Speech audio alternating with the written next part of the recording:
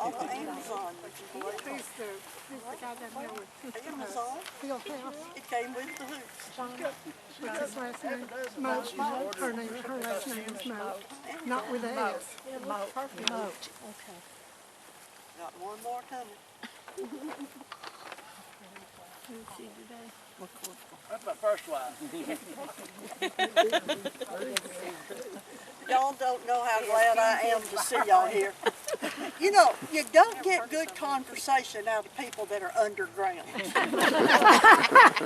Living people are just, like, you get a little more conversation out of them. Gives me a chance to get out of there. Like, who am I? My name is Sarah Elizabeth Yarborough Patman McCorkle. Okay? I was born in 1857 in Georgia. My earliest memories were during the War of Northern Aggression. I remember when Sherman came marching through Georgia going south. And not just when he was there, but after he was left, some of the stragglers would come back around and they would steal anything, but especially food and transportation by the name of horses. Well, when we would hear that they were close, my mother,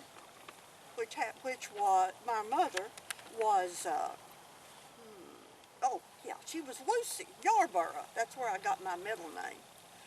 Well, she would send my brothers off to take the work horses into a thicket down on the back of our place, and she kept the food in a trap door into the loft. She kept sugar and the meat and shortening, salt, cornmeal, everything up there, and she would take down just enough for 2 or 3 days. Because when they came in, when the soldiers came in, they went through everything. And the funniest thing to me was, we had a saddle horse. She put a chain around that saddle horse's neck, drilled a hole through the wall into her bedroom, ran that through the wall, fastened it to her bedstead, and then kept a gun on the ground beside the bed and just dared anybody to take her horse. Well, my father, John, went off to the War of Northern Aggression, as well as 2 of my brothers, William C. and John. John, the younger of the 2 brothers that went off to war, was shot in the foot and the ankle and was crippled for the rest of his life. My dad was taken prisoner of war and spent most of the war in a Yankee prison. Didn't get out till the war was over. Well, my mother, you know, I told you she was taking care of everything at the farm.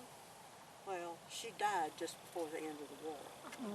She had all she could take. And I was 8 years old at the time, and I had an aunt that kind of mothered me. When Dad was released from the prisoner of war camp, he had to walk home. When he got there, he learned my mother was dead, but it wasn't long before he married the widow Otts. In 1869, my father died just before I was 12. So my brother William, my brother Claudius actually, and my brother Joe all built a small wagon to carry what we could carry with us, and they were headed for Coryell County, Texas. Now they built a small wagon because all they had to pull it with was 2 yearling calves. So we walked to Texas. Well, as we walked, we would run out of cornmeal and things. My brothers shot game for us to eat, so we had meat. But when we run out of other things, we would stop and pick cotton in the fields to get enough money to travel further. We left in September the 1st, 1870 from Georgia, and we got to Hopkins County. Now listen to that, I'll tell you more about that in a minute. We got to Hopkins County on December the 25th, 1870. Well, you see, I told you we were going to Coryell County. Well, we got about the Red River, and there were these 3 good-looking wagons, good teams, good family. They were the Bevel family, and there were several brothers and descendants, and they had some horse thieves following them, because they had some good teams of horses. Well, those horse thieves were following them, scared them pretty bad, and they had one gun among all of them. Well, my brothers must have looked like some kind of reprobates, because we met these wagons, and there were no strangers as far as we were concerned. They had left Alabama, and they were going to Texas too. And there was this fair maiden among them, and my brother William noticed that fair maiden. So when they asked us, would we travel along with them, and being that my brothers all had guns, we said we'd travel with them, but you see, we couldn't keep up. Not a little wagon pulled by two yearlings and full teams of horses. Well, what they would do, they'd travel on ahead and stop about an hour before they normally would and wait for us to catch up. They would go ahead and count everything.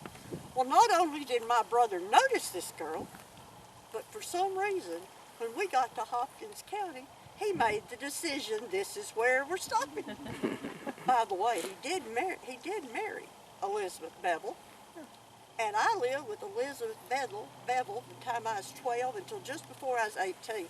And as you might expect, they had child after child after child. They kept having babies, and I was handy to have around. I took care of babies, I cooked, I cleaned, but then I did extra work on the farm to earn enough money to buy material so I could marry Thomas C. McCorkle. I married in 1875. We lived out in the Forest Academy area. Well, we married in 1875. But before I continue with my story, I want to step back a couple of generations.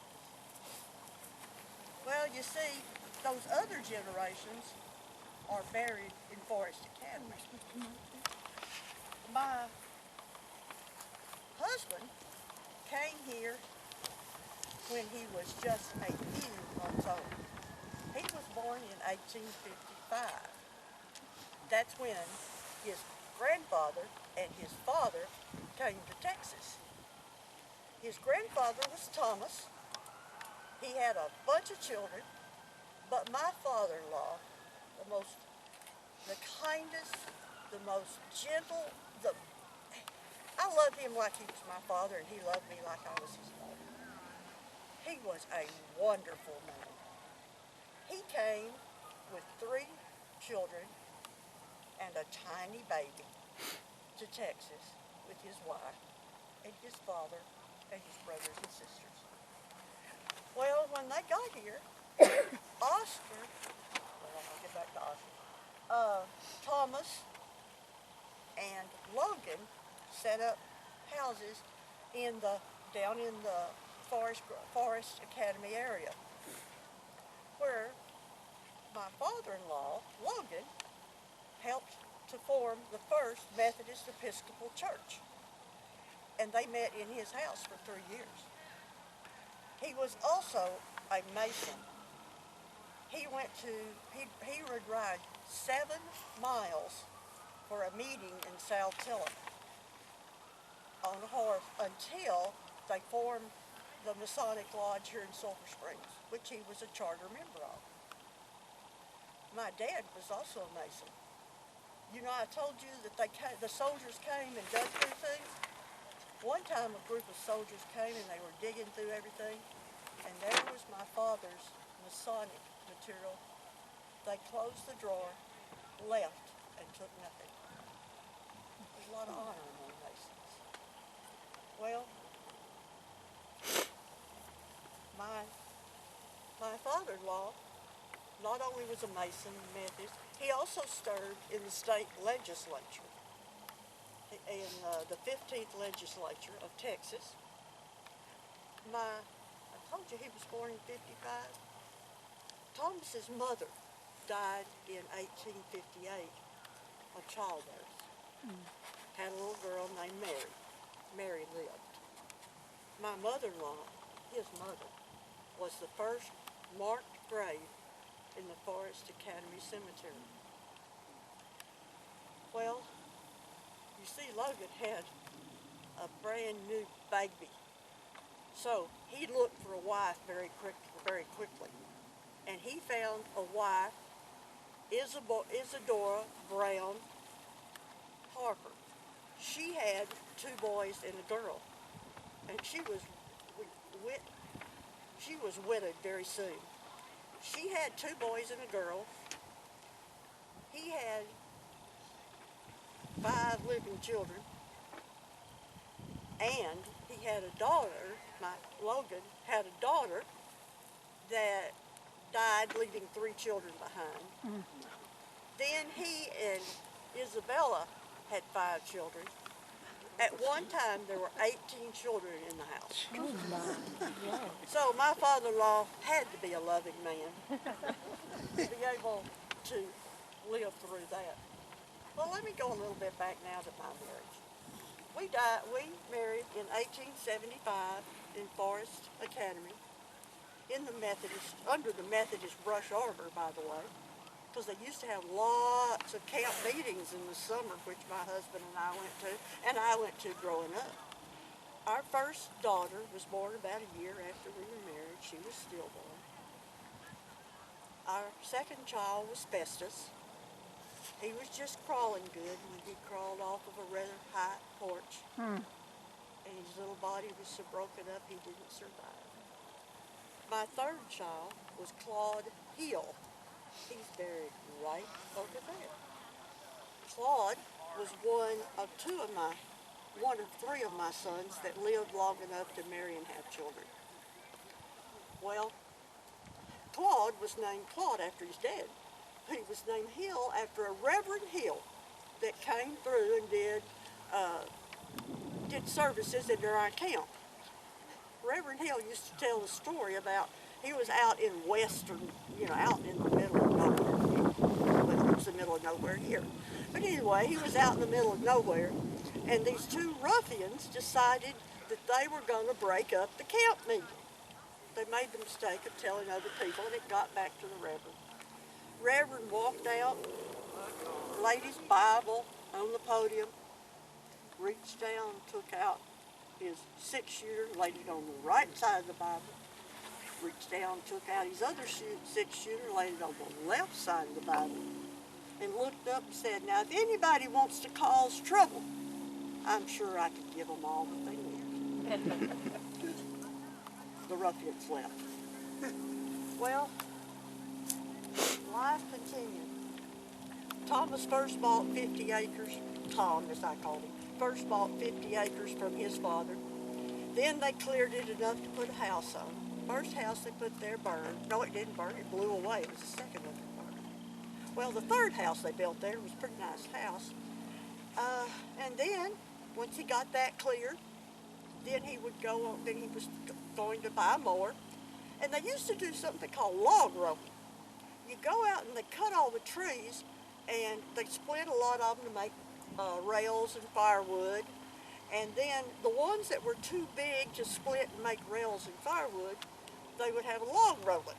So all the people would come out, and they would take, under these logs, they'd put 3 sets of men on each end. In the middle would put a stick under and roll it. And they rolled them up into a pile and left them there till the sap dried, and then the next year they would burn them. Now these logs were too big to put in a log cabin, so they would burn them. Or, if they weren't too terribly big, those would take those same sticks, and 6 men would carry those. The reason they piled them up is because all the land where the trees had been, they cultivated. All around the stumps, they would cultivate. Well, we bought 50 acres, and then we bought 50 more, and we continued on having children. I had 11. 6 of them made it to maturity. In 1890, I moved from Forest Academy to Sulphur Springs. My last daughter was born in Sulphur Springs. My daughter before that, I believe 1898. Anyway, she had measles and died when she was a year old. My son, Henry Thomas, grew to be grown, great athlete, good-looking guy, had appendicitis in October of 18 no, November of 1911. He had 8 surgeries between then and October of 1912 to remove the pus that built up in his side. So finally, he died in 1912. Another one of my sons is buried right over here, right here. This is the one that lived, and he died in 1920 of the flu. Oscar over here actually made it to be an adult. Claude Hill was right back there, my oldest son. He was in the state legislature. So was my father-in-law. So, grandfather, grandson. He was in the state legislature. The McCorkles owned a candy store at one time. They owned a drugstore at one time and was a pharmacist. They worked in the cotton industry. One of my sons was a weigher. He weighed cotton. And he was very important because his weight was the official weight. And that's what they got paid by. Well, Claude had 2 sons and a daughter. Burton.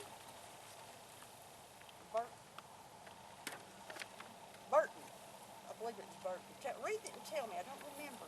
Gosh, I've been Burton. I was just born 160 years ago. Well, he had 2 sons, Burton and Henry. Now, Joseph, some of you remember Joseph McCorkle that died not long ago? He was Henry's son. The one that's laying here, he is Amy McCorkle Smith and Shannon McCorkle's father. So Shannon and Amy are my great-granddaughters. The McCorkles have been in Hopkins County for 6 generations now. And if you think about it, the bad thing is, somehow they all lost several. My father-in-law only raised 5 to maturity, even though he had 18 in his house at one time. Gosh. Hard times. Now, anybody have a question? Aren't you glad we lived today? Yes. Very good. Thank you. Very good. You actually have.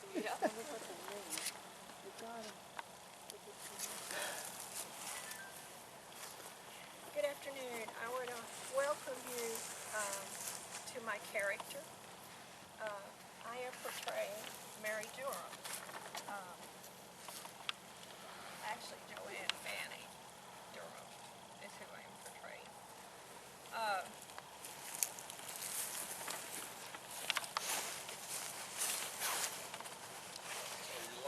I guess I've lost it.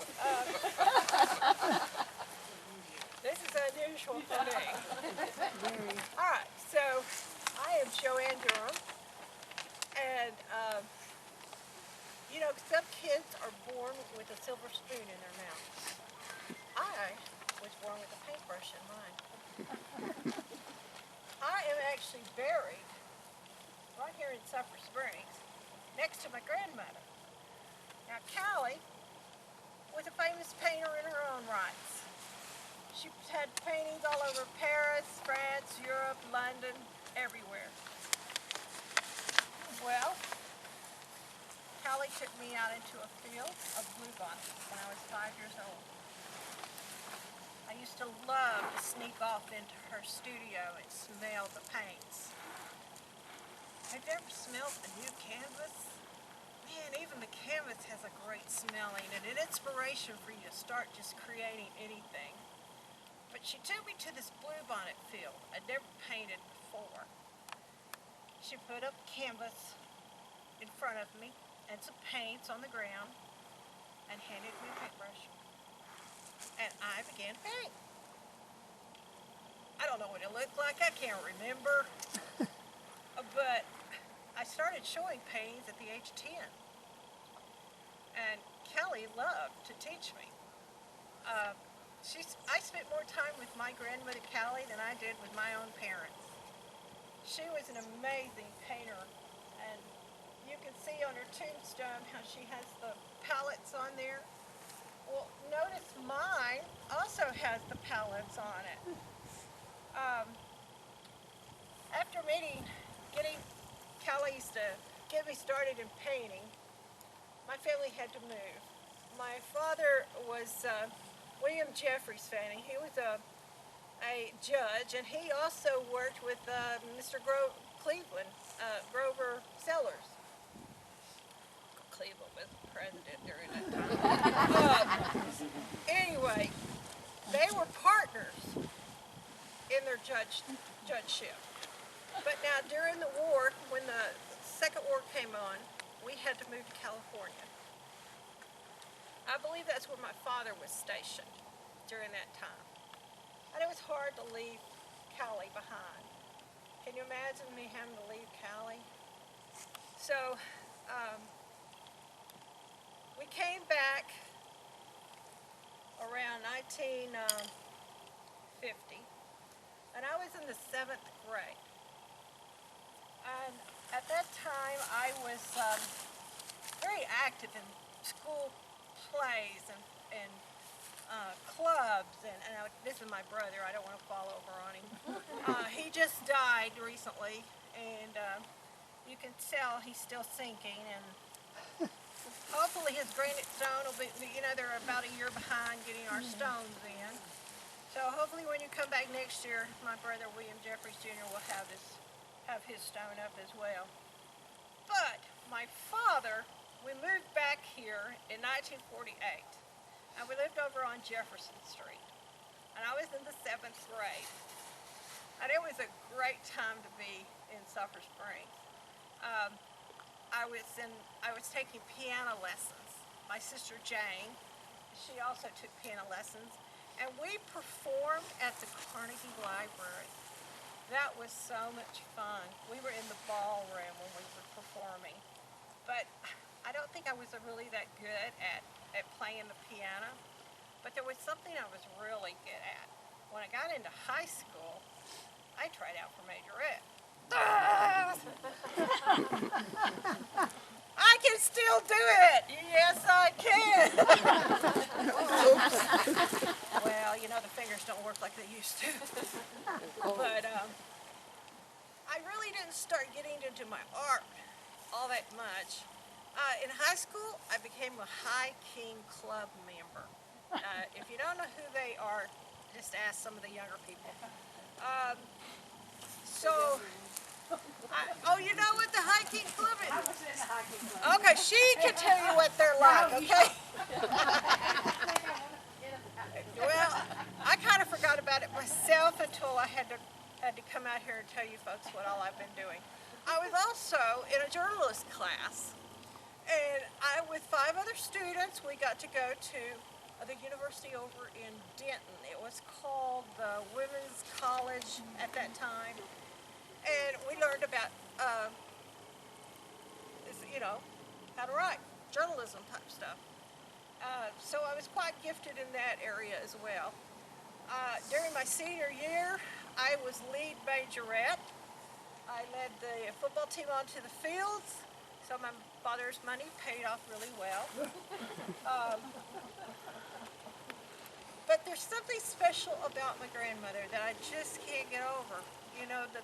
Her teaching me how to paint, it was the beginning of my life's journey.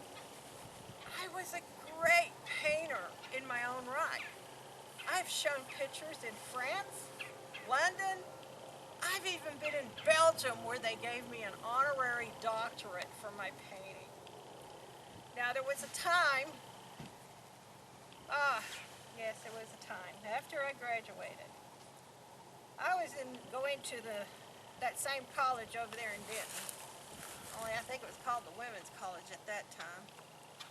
But I met a young man by the name of Eric Palmrose. And I thought Eric just hung the moon, but you know what? That marriage only lasted 2 years. Eric did not like me going to shows and showing my paintings. He wanted me to be a stay-at-home mama.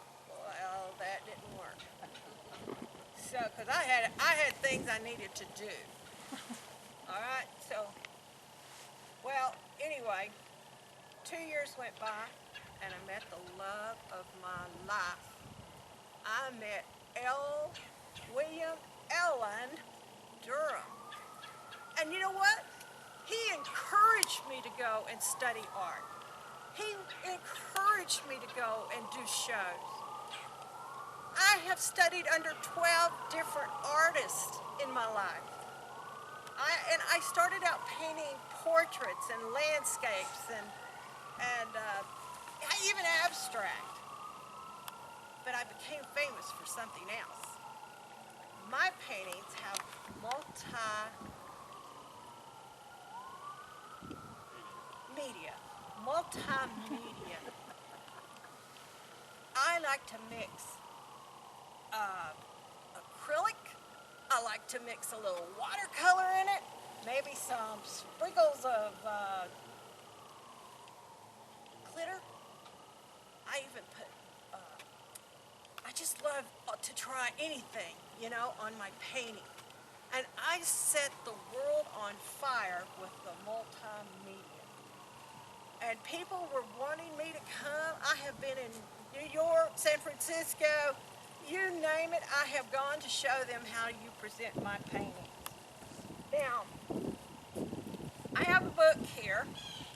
My picture and my paintings are in many books here in this world. Here is one of my abstract paintings with the multimedia. The white part is ink. Now she poured the wax on first. She did the background, and then she put the wax on, and then when she pulled the wax off, it left the white spots. And so then she came back and she added the white ink to give it depth. Now there's a reason she got into painting orbs. My husband and I had 2 children, and there was a time when I didn't think I would ever pick up a paintbrush again. You see, my son, my youngest son, died when he was 24. And John was very special to me. Now, I just couldn't pick up a paintbrush for so long. As a matter of fact, I would walk through my house and it was like I could hear him talking to me. And I would go looking for John, but I couldn't find John. And I just had to know John was okay. But I couldn't paint. I just couldn't paint. It was so sad. But one day, I went into the studio. I took out a canvas. I picked up that acrylic and I picked up some watercolor, and I just started swirling the painting like this. And lo and behold, I looked down,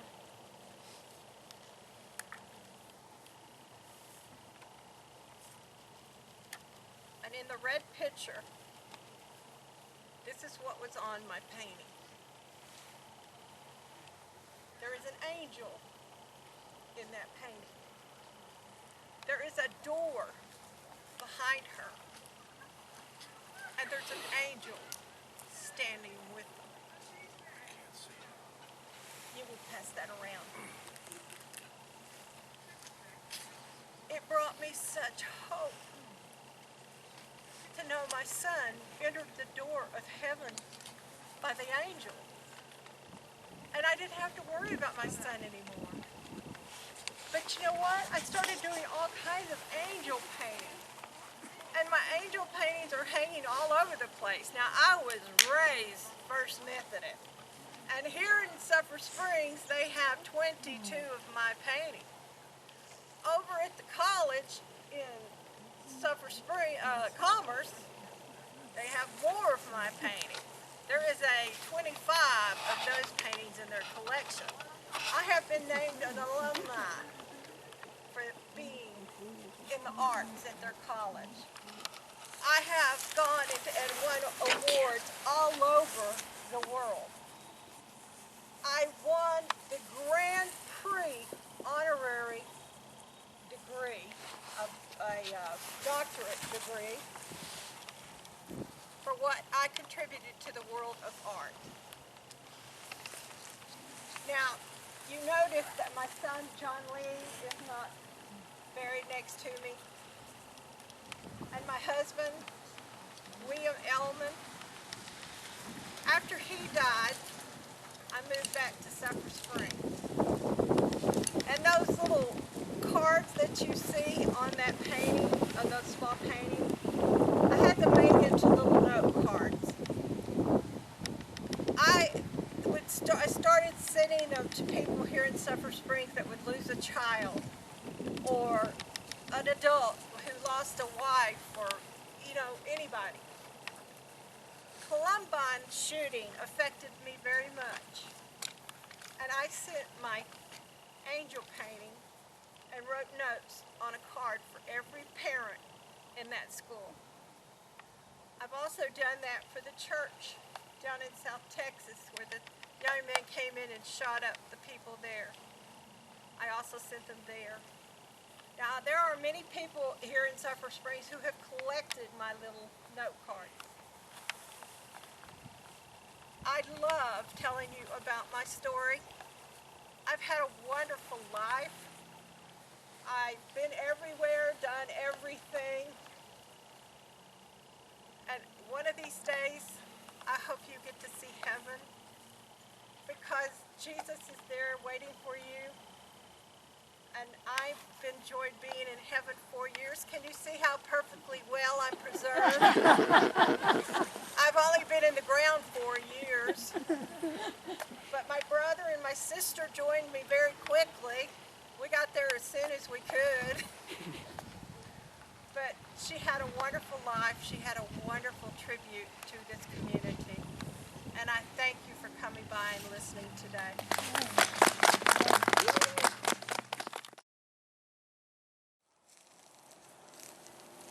Hello, everybody. Hello. It's starting to get a little bit chilly. Chilly. Don't come close enough to hear me well if you need to. I don't want to face that sun, so I'm standing slightly like this. This is a book that I have kept a collection.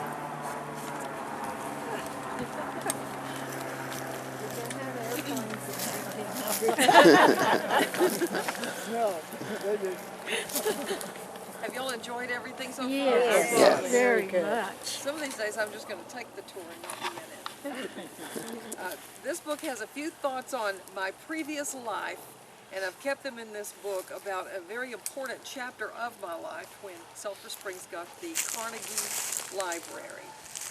But however, I've enjoyed all my time in Sulphur Springs as a wife and a mother and a volunteer, and many things that have gone on to build Sulphur Springs. I am Ida Marilyn Whatley James, the wife of C.O. James, and here we are. We were a well-known and popular couple. Back then, we gave freely of our time and our means to the advancement of our hometown, Sulphur Springs, of which neither of us were natives. I was born near Jackson, Mississippi in 1868. When I was just a small child, we did move to Texas, and by 1880 we're in the Black Oak community. I went to the common school there, the school functioning in our community for just basic education. I loved to read, and later I did spend some time as a school teacher.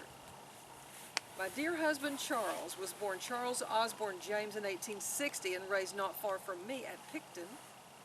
He was only 3 when his father died, and his mother was left with 5 children to raise.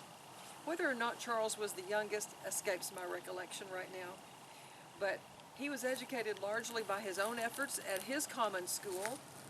He never went to college, but he made the most of what he had. All his life he was a student and a reader and a studier. He brought in some income as a cotton picker in his youth, and there were at least 40 different cotton fields in his area where people did manual labor to earn money. Soon he was called upon to teach at the school, and then later became a prominent teacher, but he was not through with his career at that point. He took life seriously, But with a Scotch-Irish disposition, Charles taught and fiddled and laughed and sang. And at 22, he moved to Sulphur Springs to study law. He would become county attorney, as well as a married man, because I was 19 when Charles and I married. We were actually childhood sweethearts. You know, Black Oak and Picton were not exactly continents apart. And I'll show you our wedding picture right there. And our life was just beginning, a very interesting life. One of the first things I did after making our home in Sulphur Springs was to unite with the Baptist church, the First Baptist Church. I was blessed to be a servant in that church for the remainder of my life. Our family came quickly, 3 daughters born in 5 years. Life was busy for me and busy for Charles. As you might have guessed by now, I was proud of Charles, proud to be his wife, and I knew that and I liked knowing that he was proud of me too. Now we come to 1892. My Charles was nominated by the Democratic Party as its candidate for a place in the 23rd legislature. Although he opposed a popular man, he was elected. So he resigned from his duties in Hopkins County as attorney and went to Austin.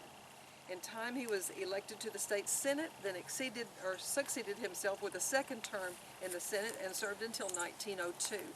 But he'd had enough of life away from home.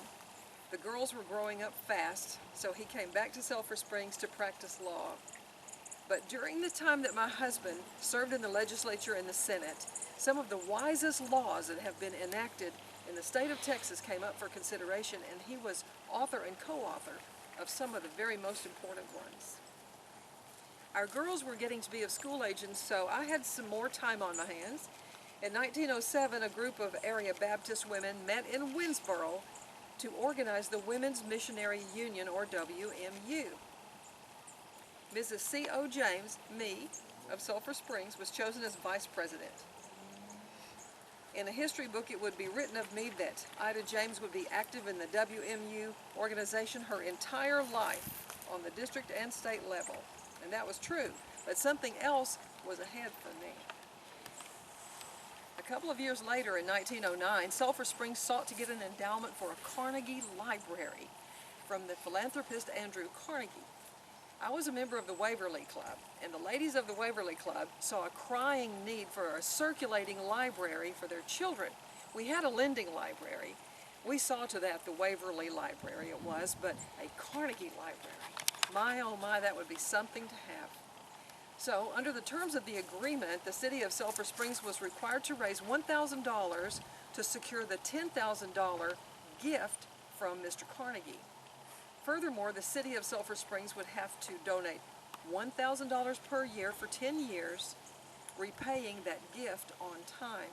And it was a workable way for a community to get a library, and a community of ambitious women like we were to get what we wanted. So here's what we did. The Waverly Club was a prime factor in getting the terms for the building. 4 of the Waverly ladies, including myself, raised several $100s in just a few days by selling $3 and $5 subscriptions to the library. Another fundraiser that we employed was to raise money by publishing a big Carnegie Library edition in the newspaper, and which sold for 25 cents each copy. We 6 edited the thing, got it out. As a revenue getter, that big newspaper edition exceeded any paper ever issued in this section of the state. So the Waverly Club then also agreed to maintain the Carnegie Library when it came. So that same year, it was 1909, Mayor R.B. Kiesler, whose plot is in this area right here where you are, he sent a letter to Andrew Carnegie containing the plans for the library, the city ordinance guaranteeing the library, the deed for the donated land, which would be the site of the library, this monstrous petition that we circulated through all the community leaders, and a letter signed by the president of the Waverly Club that the 600 volumes that we owned in our library would go to the Carnegie Library. And so that's exactly what happened. The Carnegie Library opened in 1911 with 670 books, and it lasted little rest for me from some of my labors. Charles and I had begun to acquire grandchildren, and I'd begun to accompany him on some of his business travels. He was a popular after-dinner speaker and very much in demand. And he was considered one of the best orators in the state. He spoke at Tarleton College, Grayson College, a missionary conference, and the Democratic State Convention as well, where they were very pleased with his talk and address that day. My Charles was a deep analytical thinker, an avid reader. He often lectured on William Shakespeare. But how he got to know the depth of Shakespeare's works was this way. He said, I would read multiple critics' opinions of the work before I actually read the Shakespeare's efforts. By the time I've read what the critics had to say, I'm beginning to get some of the high motives and purposes of the play, so that my mind begins to fire with enthusiasm. I now read the drama again. Now, the widened horizon becomes clearer to my view. Things misty have cleared up, and dull places glow with light. And that was the way he spoke, and that's why people remembered him. He had so much to give. Charles was elected district attorney in 1920 and re-elected in 22, and that was over the 8th Judicial District, which had Hopkins, Hunt, Delta, Rains, those counties, similar to the way it's set up today. And he was a fearless prosecutor. But when his second term as district attorney expired, he retired from that, devoting himself once again entirely to the practice of law, to the reading and study of history, governmental affairs, and literature. He was one of the most versatile men in literature in our town and county. I passed away at our home in 1926, actually on this very day, November 13th, although my stone doesn't give the actual day of the year. Of course, my funeral service was at First Baptist Church. Charles saw to that, and I was brought here from the church. My Charles followed 6 years later. He passed away at the home of one of our daughters, Mrs. J.K. Brin, and their plot is here with all their children as well. The news of his death brought sorrow and sadness over the entire town where Charles James had lived so long and so well. His funeral was held at the church he served. All his vast acquired knowledge may have been lost at his passing, but some aspects of his life do remain. He spurred me on to do the finer things that I have done.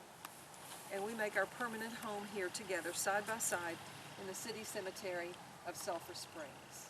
Now, I do like to observe my anniversary of residence, and I do it each year, but I don't give interviews. Though it gladdens me to see your interest in Charles' life and mine, you might find someone in your tour group to give supplemental information beyond my own today.